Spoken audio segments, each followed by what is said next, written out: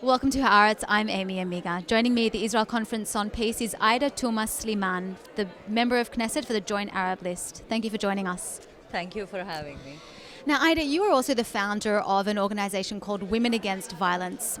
Given your activities against violence, how do you feel about the use of violence by the Palestinian National Movement?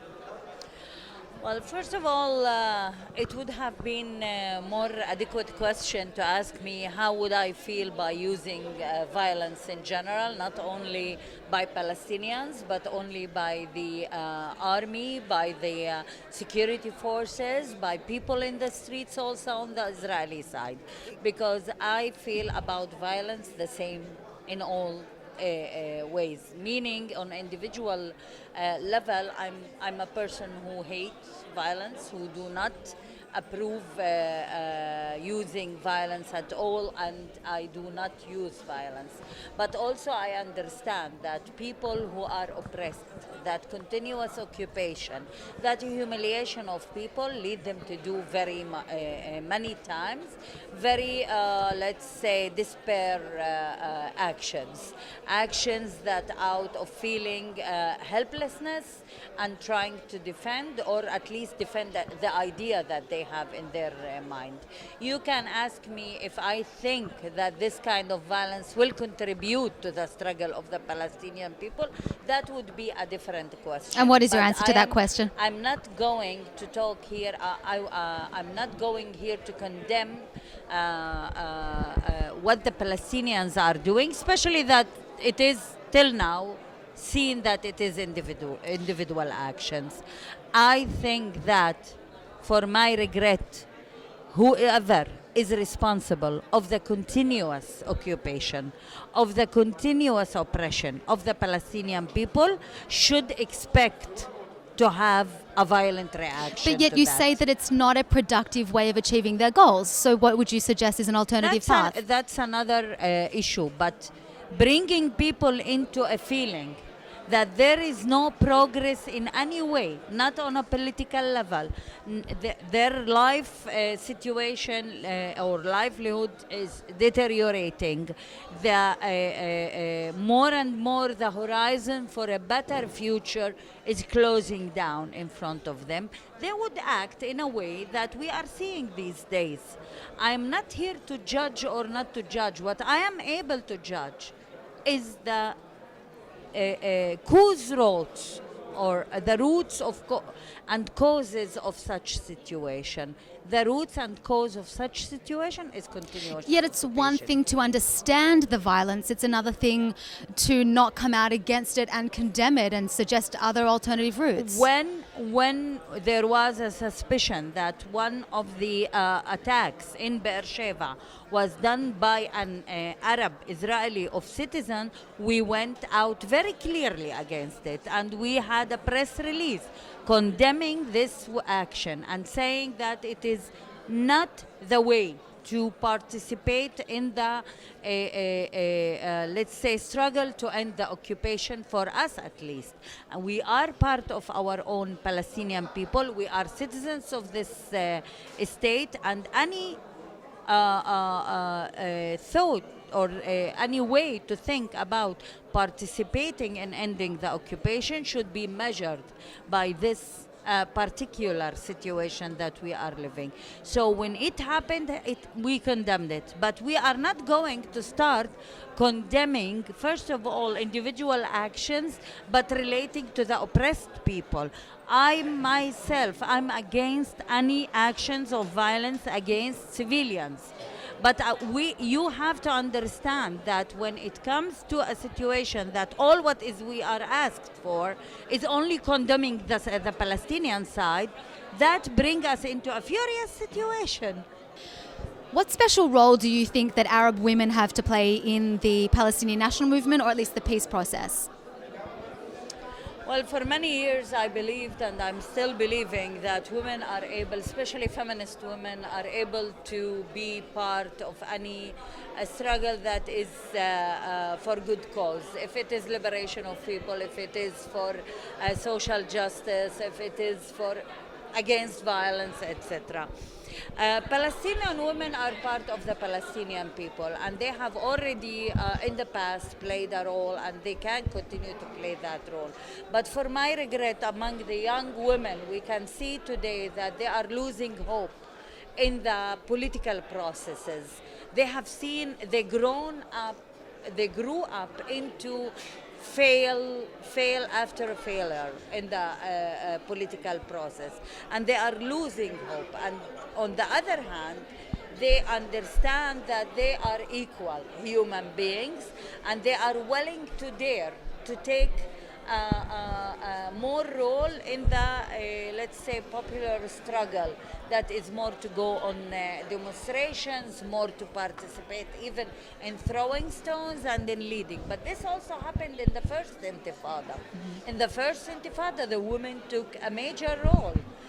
When most of the men were wanted, and some of them were hiding and not able to move around, and when most of the leadership of the first Intifada of the men were in prison, actually the women step in and took major role.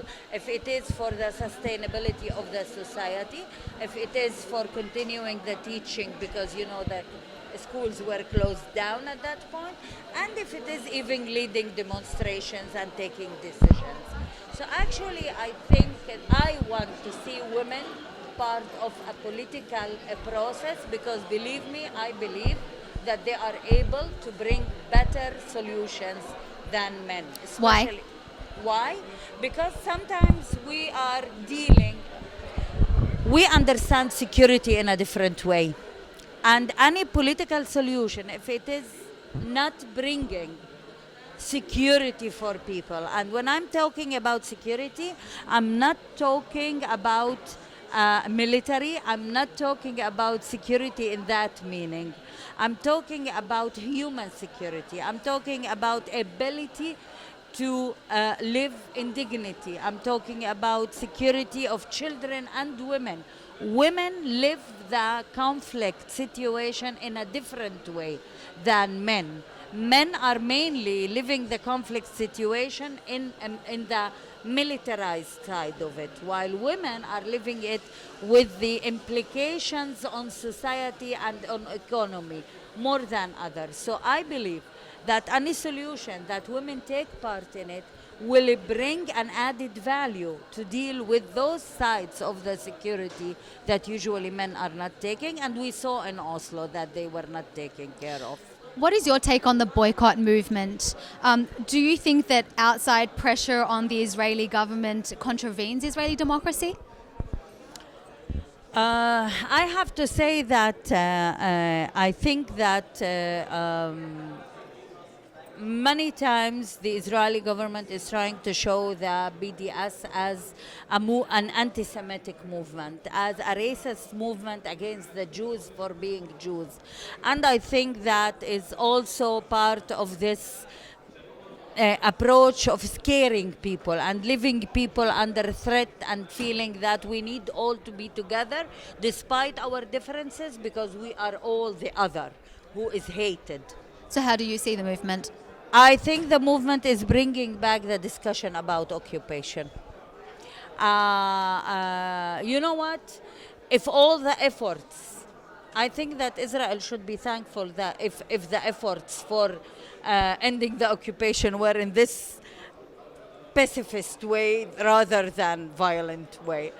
But what I'm saying here is that every people, including the Palestinian people, have the right by the international law to defend themselves and to struggle against occupation. And they choose their methods. And I said before that, and if they decided that this is the BDS, I think we should understand what was decided upon in Europe was to label the settlements products. The settlements are illegal, even if they are by plans authorized by the government. Because the international law says very clearly, when you are occupying another land, you are not authorized to change demographically or geographically this land.